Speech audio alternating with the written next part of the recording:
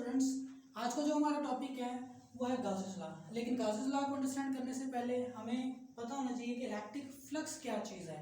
तो electric flux को समझने के लिए हम एक एग्जांपल लेते हैं। डेली लाइफ में आप लोगों ने ऑब्जर्व किया है कि लेट्स सपोज आप कंसिडर करें एक शीशे का सफ़ियर है, जिस तरह फुटबॉल है, टोटली सफ़ियर है, उसके अंदर एक बल्ब हमने लगाया हुआ है। तो उस बल्ब की वजह से जो लाइट तमाम अतराफ में निकलेगी उसको हम उस लाइट फ्लक्स कहेंगे। ठीक है, अगर मैं इसके दरम्यान में दो बल्ब लगा दूंगा तो फ्लक्स क्या हो जाएगा, ज़्यादा हो जाएगा। यूनिट एरिया से जो नंबर ऑफ लाइंस लाइट की निकल रही हैं, यूनिट एरिया में से एक छोटा सा अगर मैं सेगमेंट ले लेता हूँ, यूनिट एरिया में से जो नंबर ऑफ लाइट की लाइंस निकल रही हैं उसको हम क्या कहेंगे, लाइट का फ्लक्स कह लेंगे। इसी तरह आप लोगों ने चार्ज की इलेक्ट्रिक फील्ड लाइंस पढ़ी हुई हैं। अगर पॉजिटिव चार्ज है तो पॉजिटिव इसकी इलेक्ट्रिक फील्ड लाइंस यूँ रेडियली आउटवर्ड होती है। तो एक एरिया में से जितनी नंबर ऑफ लाइंस बाहर की तरफ निकल रही हैं वो उसका इलेक्ट्रिक फ्लक्स है। डेफिनेशन की तरफ आते हैं। Total number of lines of force passing through certain area. तो सर्टेन एरिया अगर आप इसमें से ले लेते हैं तो जितनी नंबर ऑफ लाइंस उसमें से पास कर रही हैं वो उसका क्या कहलाएगा, इलेक्ट्रिक फ्लक्स कहलाएगा। तो इलेक्ट्रिक फ्लक्स को हम लिखेंगे कैसे, इलेक्ट्रिक फ्लक्स को फाई ई से रिप्रेजेंट करते हैं। और अगर मैं इसका स्मॉल पोर्शन ले लेता हूँ, मतलब ये स्फीयर का एक छोटा सा पोर्शन ले लेता हूँ, छोटे से पोर्शन को मैं डी ए का नाम दे देता हूँ। ठीक है, डी ए यहाँ पर वेक्टर एरिया है, डी ए ये क्या है, वेक्टर एरिया। डी ए उसकी मैग्नीट्यूड होगी और एन हैड उसकी डायरेक्शन होगी। ठीक है, ये मैग्नीट्यूड और ये डायरेक्शन। कोई भी एरिया है उसके परपेंडिकुलर जो नॉर्मल होता है, मतलब एरिया और एरिया की डायरेक्शन क्या होगी, जो उसके परपेंडिकुलर होगा। फॉर एग्जांपल अगर ये एरिया है आपके पास तो ये जो उसके परपेंडिकुलर उसकी डायरेक्शन होगी। ओके, ये लेट्स सपोज व्हाइट बोर्ड है तो इसकी जो डायरेक्शन होगी वो इस डायरेक्शन में होगी। ठीक है, तो इसका वेक्टर एरिया कैसे बनेगा, इस पूरे का मैग्नीट्यूड ले लेंगे और साथ में क्या लगा देंगे, इसकी डायरेक्शन लगा देंगे तो वो क्या बन जाएगा, वेक्टर एरिया बन जाएगा। ओके, तो आपके पास इलेक्ट्रिक फ्लक्स जो है एक यूनिट एरिया का, एक स्मॉल एरिया का, वो आपके पास आ जाएगा इलेक्ट्रिक फील्ड लाइंस और वेक्टर एरिया का डॉट प्रोडक्ट। ठीक है, अब अगर आप पूरी बॉडी का इलेक्ट्रिक फ्लक्स निकालना चाह रहे हो तो आप क्या कर दोगे, इसको इंटीग्रेट कर दोगे। इसके इंटीग्रेशन से इसकी डिफरेंशिएशन क्या हो जाएगी, खत्म हो जाएगी। और इसको आप इंटीग्रेट कर दो और सर्कल का मतलब ये है, यानी पूरी सरफेस का इंटीग्रल आपने लेना है। ओके, तो ये आपके पास इलेक्ट्रिक फ्लक्स हो गया। इलेक्ट्रिक फ्लक्स का जो यूनिट है उसको डिफाइन कर लेते हैं। इलेक्ट्रिक फ्लक्स में दो चीज़ें हैं, एक तो आपके पास है इलेक्ट्रिक इंटेंसिटी, तो वो आपके पास बराबर होती है फोर्स पर यूनिट चार्ज के। फोर्स का यूनिट होता है न्यूटन, चार्ज का यूनिट क्या हो गया, कूलम। तो न्यूटन कूलम इलेक्ट्रिक इंटेंसिटी का यूनिट, और एरिया का यूनिट जो होता है वो होता है मीटर स्क्वायर। तो ये आपके पास बन गया न्यूटन मीटर स्क्वायर पर कूलम, इसका यूनिट बन गया।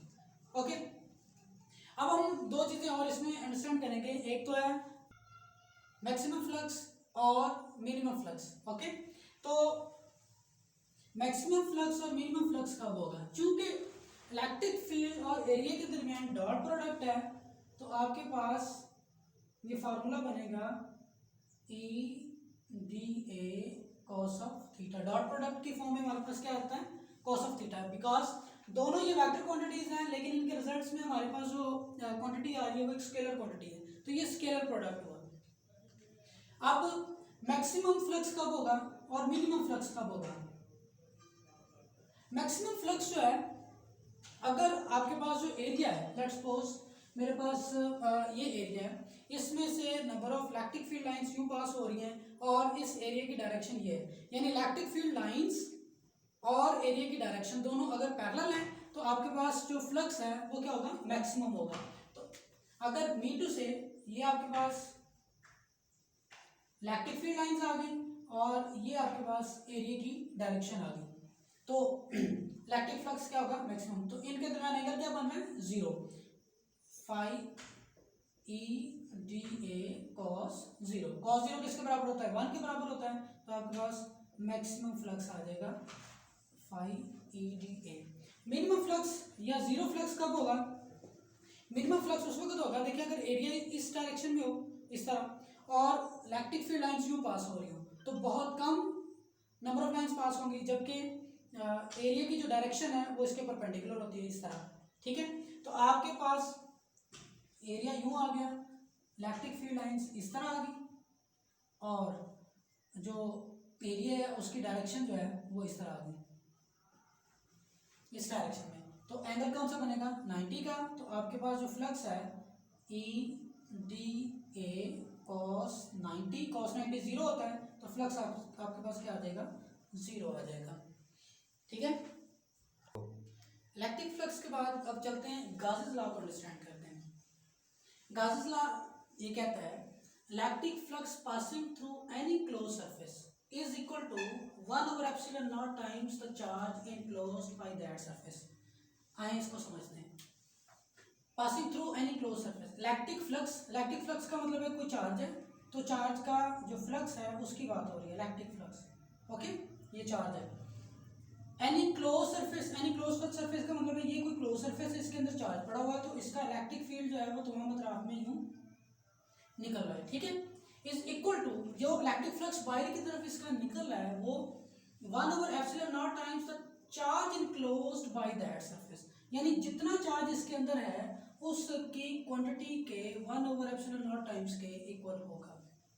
1 over epsilon naught टाइम्स को एक दफ़ा साइड पे करके सिंपल सी बात यह है कि अगर चार्ज यहाँ पर कम है तो फ्लक्स कम होगा, और चार्ज यहाँ पर ज़्यादा है तो फ्लक्स क्या होगा, ज़्यादा होगा। ये वही बल्ब वाली बात होगी ना, कि अगर एक बल्ब रोशन है, एक LED बल्ब रोशन है तो लाइट कम निकलेगी, 2 LED बल्ब रोशन है तो लाइट ज़्यादा निकलेगी। लेकिन गासेस लॉ ने क्या कमाल किया, गासेस लॉ ने ये बताया कि ये फ्लक्स तो बढ़ेगा उसका, लेकिन कितना, 1 over epsilon naught times. Okay, चलिए जी अब इसको कैलकुलेट करते हैं, इसका प्रूफ करते हैं। प्रूफ इसका ये है, आपने इलेक्ट्रिक इंटेंसिटी का फार्मूला पढ़ा हुआ है, which is equal to KQ over R square R hat. अब ये इसकी मैग्नीट्यूड आ गई जो कि हमने ऑलरेडी स्टडी की हुई है। R हैट क्या है, R हैट इसकी डायरेक्शन है, यानी पॉजिटिव चार्ज से जो इलेक्ट्रिक फील्ड लाइंस निकल रही हैं उसकी जो डायरेक्शन है उसको हम R हैट से रिप्रेजेंट कर रहे हैं। ओके, अब और ये इस यूनिट एरिया हम ले लेते हैं, unit area for example DA आपके पास, और उसका जो उसकी जो डायरेक्शन है वो चूंकि परपेंडिकुलर एरिया के परपेंडिकुलर है, यानी एरिया ये है लेट्स सपोज, तो इसके परपेंडिकुलर इसकी डायरेक्शन आ गई। इलेक्ट्रिक फील्ड लाइंस थोड़ी सी इससे टेढ़ी है, तो इन दोनों के दरमियान फिर डेफिनेटली एंगल क्या आ जाएगा, थीटा आ जाएगा। ये बात क्लियर हो गई। अब अपने इलेक्ट्रिक फ्लक्स अभी हमने सीखा है जो कि इक्वल टू होता है close surface of electric field dot DA, dot product of area and E। तो E की वैल्यू जो है वो यहाँ पर पुट करते हैं। E की वैल्यू जब आप यहाँ पर पुट करोगे तो आपके पास फ्लक्स जो है वो बन जाएगा KQ over R square R hat, और साथ में क्या आ गया, DA इंटीग्रल। अब ये भी जो कि एरिया मतलब जो एरिया जो है वो वेक्टर क्वांटिटी यहाँ पर डील कर रहे हैं, तो ये किसके बराबर होगा, magnitude of area multiply by its direction. Okay, तो जब ये वाली वैल्यू यहाँ पर पुट करेंगे तो आपके पास फ्लक्स, इलेक्ट्रिक फ्लक्स बन जाएगा KQ, चूंकि कांस्टेंट है इसको हम बाहर निकाल लेते हैं, क्लोज इंटीग्रल ऑफ इसकी मैग्नीट्यूड ओवर R स्क्वायर, ये वाला R हैट और N हैट, क्योंकि एरिया की जगह पर हमने क्या लिख दिया, मैग्नीट्यूड आ गई और साथ में इसकी डायरेक्शन आ गई, तो ये डॉट प्रोडक्ट अब इन दोनों के दरमियान में बन गया।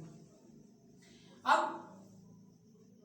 कोई भी दो यूनिट वेक्टर, चूंकि ये दो यूनिट वेक्टर है, इनकी मैग्नीट्यूड 1 होगी, तो इनको मल्टीप्लाई करेंगे तो इसका आंसर क्या आ जाएगा, 1 आ जाएगा। तो ये आपके पास KQ close integral DA R square और इसकी वैल्यू क्या आ गई, 1 आ गई। ओके, अब ये जो DA है ये बेसिकली एक स्फीयर का एरिया है, एक स्फीयर सरफेस, उसका सरफेस एरिया।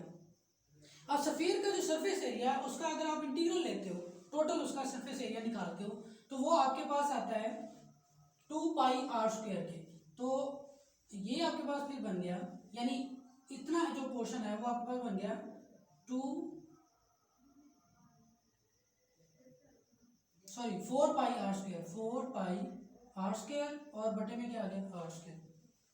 ओके, इसकी टोटल वैल्यू क्या बन गई, इंटीग्रल ऑफ द एरिया का मतलब क्या है, उस पूरे एक सरफेस का आपने एरिया ले लिया जो कि किसके बराबर आ गया, 4 पाई r² के।